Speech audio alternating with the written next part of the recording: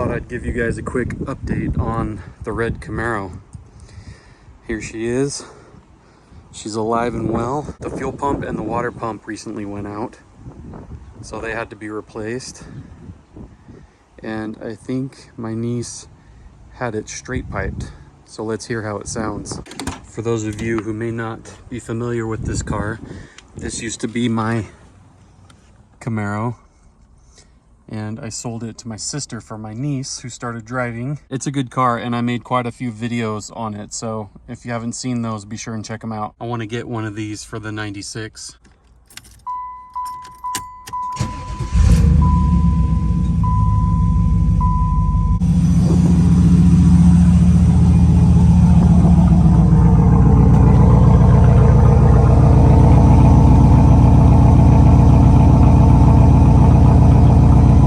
Sounds pretty good.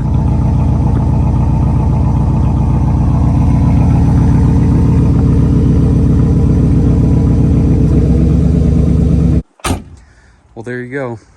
She's still in the family and still running. Welcome back, guys. Today we're gonna run some seafoam through the Camaro. I'm not gonna go into too much detail on what seafoam is and what it does. There's a lot of information and videos out there that you can take a look at, but essentially you can use it to clean the fuel system, the crankcase, and the intake. Given the age and mileage of the car, I feel like some seafoam will be beneficial. She's super dirty, guys, but we're gonna go for a ride here in a minute and take her through the car wash. The first thing we're gonna do is put some seafoam in the gas tank.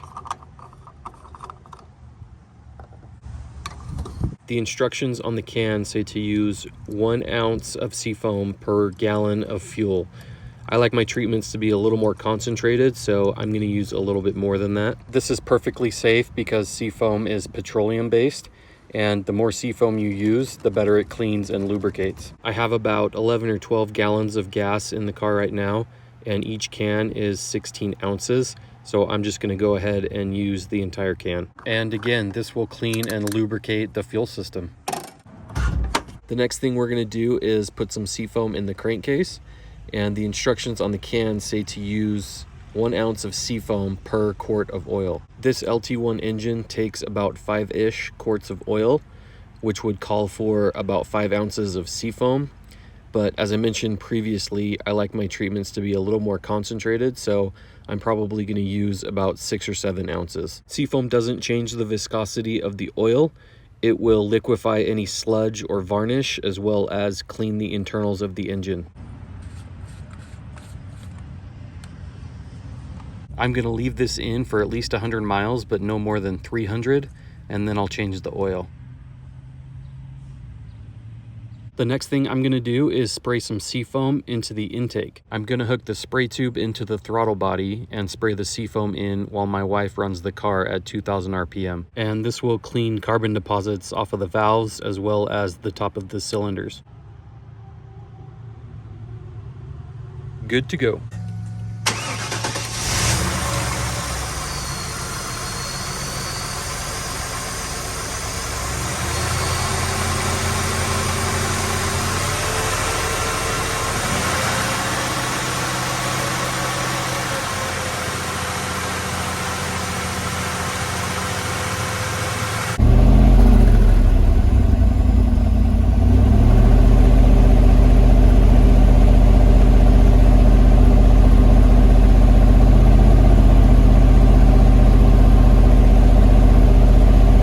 Alright, the can is empty, and now I'm going to let the seafoam heat soak in the engine for about 15 minutes.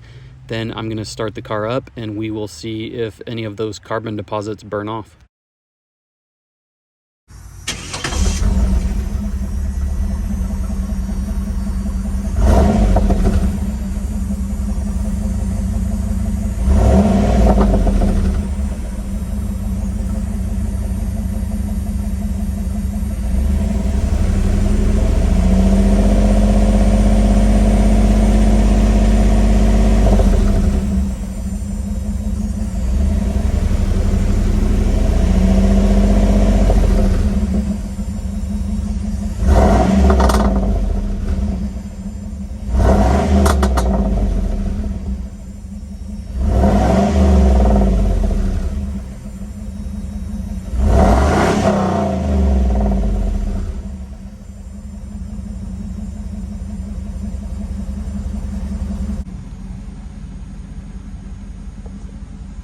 let's go for a ride and make sure we didn't break anything.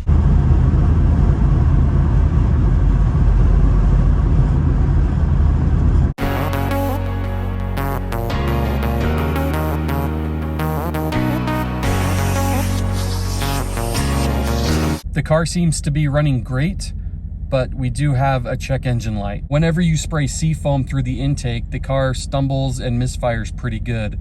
So I'm willing to bet that that is what triggered this light. But just to be sure, let's get home and hook the code reader up to the car and see what it says. So it looks like there are 2 codes. Let's see what they are.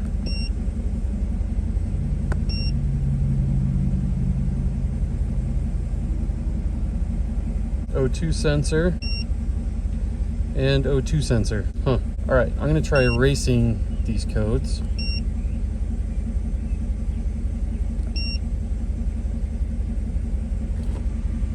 Check engine light is off.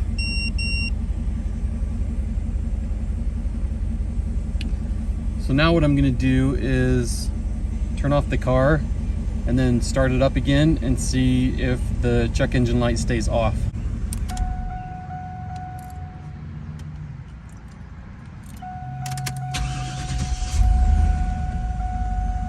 Yep, it's off. I'm honestly not sure what would cause those codes to pop up. I've been using seafoam for a while and I've never seen that before. Obviously you could tell from all the smoke that we were burning off quite a bit of stuff, and I guess the O2 sensors didn't like it. I'll keep you guys posted on this. If that check engine light comes back, I'll let you know. I fixed the dieseling issue, so this car shuts down as it should now. I found this little jumper wire in the fuse block. I was just snooping around in here a little while ago, so that's how I found it. And one end was in the ignition fuse and one end was in the fan fuse. So I removed it and the car starts up a lot better and shuts down normally. I think there are a couple of possible reasons why this was done. The first is that maybe at some point the fans weren't working as they should, and rather than fix the issue properly, they just did this. Or I guess they could have done this as a quick fix until they made the correct repair and then just forgot to take this out. Another possibility is that someone thought that this car was overheating, and the way to deal with that was to have the fans on all the time. The needle on the temperature gauge can get pretty high, and if you're not familiar with these cars, that can be a little unsettling, and I can see how that would make someone think the car is overheating. But after I removed the wire, I did verify that the car is not overheating using my scanner and my little temperature gun. The fans are working fine and coming on when they should, and the coolant temperature is where it should be. Anyway, so yeah, kind of weird that this was in there. If you guys have any other theories on why this was done, be sure and drop a comment below. I'd love to hear them. And yeah, this was causing issues with the ignition. I'm glad I stumbled upon it and it was an easy fix. That's gonna do it for this video, guys. I wanna thank you so much for watching. If you enjoyed it, please give it a big thumbs up. There's much more to come on this car, so stay tuned and be sure to subscribe if you haven't already. I'm really enjoying working on this car, and the more I do, the more I like it.